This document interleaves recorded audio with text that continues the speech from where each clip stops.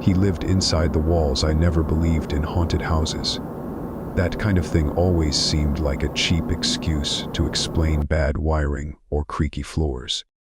But now, after what happened to me during my second year of college, I know better. And I wouldn't wish what I experienced on anyone. It started when I moved off campus with two friends, Mason and Ty. We rented a weird old house just a few blocks from the university. It was dirt cheap for the location, which should have been the first red flag. The landlord was eager to get us in, barely gave us a tour, just handed over the keys with a rushed smile and told us to call if we had any issues. We never saw him again. The house had 4 bedrooms. We used 3, and the last one became our so-called storage room. It was always freezing in there, even when the heater was blasting. Ty joked that it was haunted, and we all laughed. If only we knew. The first few weeks were fine.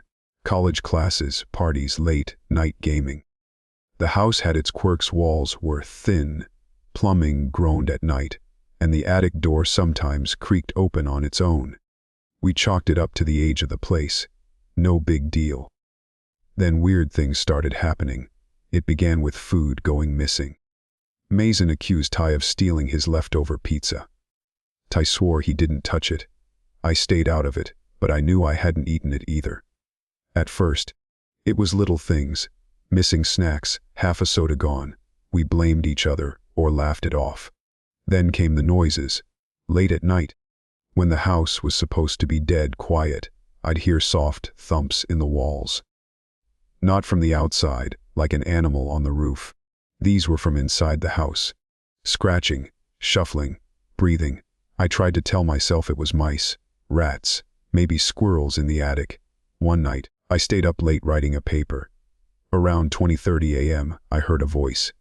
A whisper. My name. That it was so soft I almost didn't catch it. I froze, staring at the wall beside my desk. The whisper came again, clearer this time. Liam.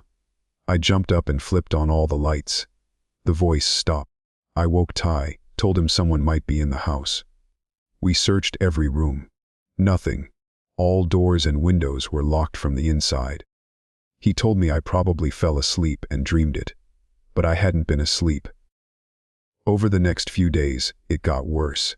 I heard that whisper every night, always just after 2 a.m. Sometimes it said my name, other times it just breathed or giggled softly. I stopped sleeping. I kept a bat next to my bed. One evening, Mason came home pale and shaken. He said he heard someone crying inside the walls of the storage room. We went in together, flashlight in hand. The room was ice cold. We looked around, even knocked on the walls. Just solid wood and old insulation. Then we noticed it. A tiny hole in the baseboard. Just wide enough to fit a finger. It looked recently drilled. We stared at it, and for a second, I swear I saw something blink inside. A dark eye. Tay poked a broom handle into the hole. Nothing. We laughed it off and left the room. But that night, all 3 of us heard the same thing scratching in the walls and soft, raspy laughter. We decided to set up a camera. Mason had an old webcam. We rigged it in the storage room, pointing at the wall with the hole. We left it running overnight. The next morning, we watched the footage. Nothing for hours. Then, at exactly 2:17 a.m., the wall moved. Just slightly. The hole widened and something slipped out of it. A hand. Thin, pale. With long fingers and cracked nails. The hand reached into the room, touched the floor, then withdrew. We stared at each other, speechless. We called the police. They searched the walls, the attic, the basement. Found nothing. No sign of forced entry, no crawl spaces, no hidden doors. They suggested we were pulling a prank or had altered the footage. We knew what we saw.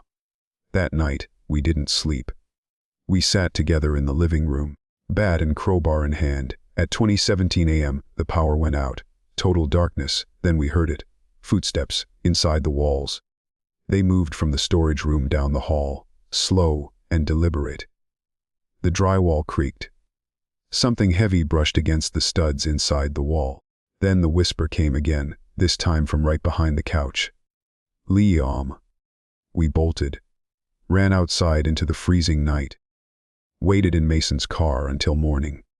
None of us wanted to go back in, but we had to. In the light of day, everything looked normal.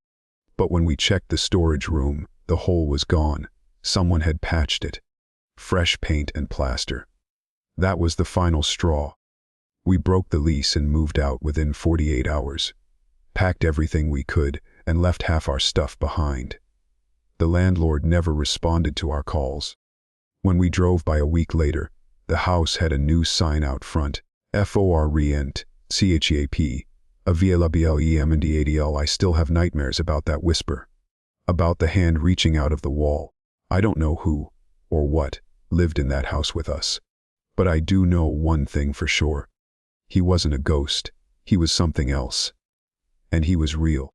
The vanishing bus. I've worked the night shift as a traffic operator for over a decade. My job's simple: monitor cameras across the city, log any accidents, alert emergency crews when needed, and mostly just watch. Boring stuff. Until last fall, when I saw something I still can't explain. Something that haunts me every time I close my eyes. It was just after 2:00 a.m. on a Thursday night. I was sipping coffee, trying to stay awake, flipping between live traffic feeds. Most streets were empty. Downtown was dead silent. Then, on camera 19, a feed from a tunnel under the East Bridge, I noticed movement, a city bus. Nothing unusual about that, except there are no scheduled buses at that hour. All public transit stops at midnight. I check the route listings, just in case. No detours, no late runs, no maintenance. Yet there it was, bus number 239. Headlights on. Crawling through the tunnel at maybe 15 miles an hour. I zoomed in. Something looked off. The interior lights were on, and through the side windows, I could see silhouettes of passengers. Maybe 10 or 12 of them. But they weren't moving. They just sat still. Faces turned straight ahead. Not blinking. The driver was hunched over the wheel, like he'd fallen asleep or died right there. I called the transit authority. They confirmed no bus 239 was on the schedule. In fact, they said that number hadn't been in rotation for years. It was retired after a fatal accident in 2003. The operator I spoke to sounded genuinely confused. I switched back to the feed.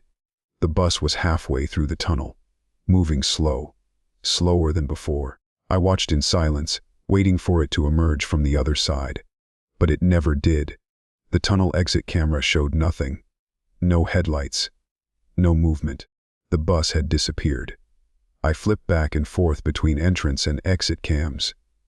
It had gone in, but didn't come out. I rewound the feed and played it again. Same thing. In at 2:07 a.m., gone by 2012. Vanished. I reported the footage to my supervisor. She watched it with me, silent the whole time. When it ended, she just said, "Don't log it. Don't bring it up again." I couldn't let it go. The next night, I pulled old tunnel camera logs from earlier in the week. I scrubbed through 3 nights of footage. And I found it again. Bus 239.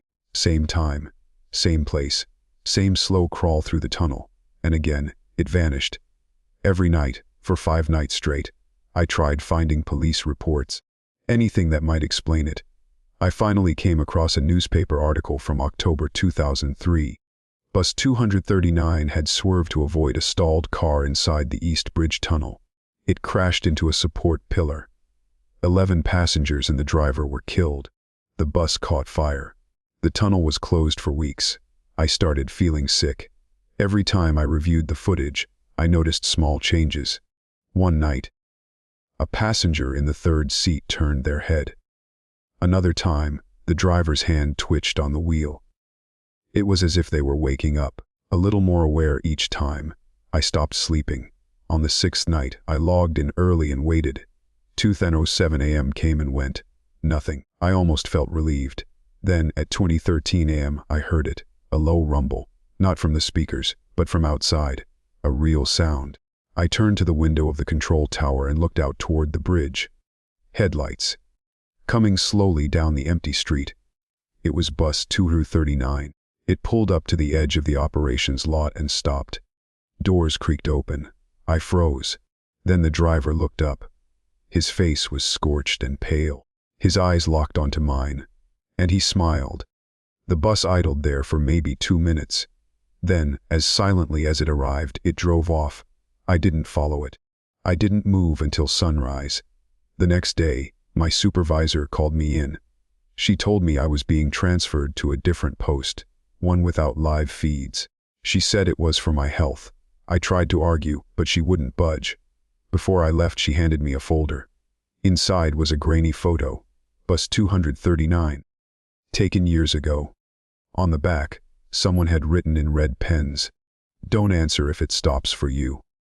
I've never gone near that tunnel again. But every so often, late at night, I think I hear that engine rumbling in the distance. And I wonder how long until it comes back for me. The last motel room, I used to think motels were just convenient stopovers, cheap places to crash during long road trips.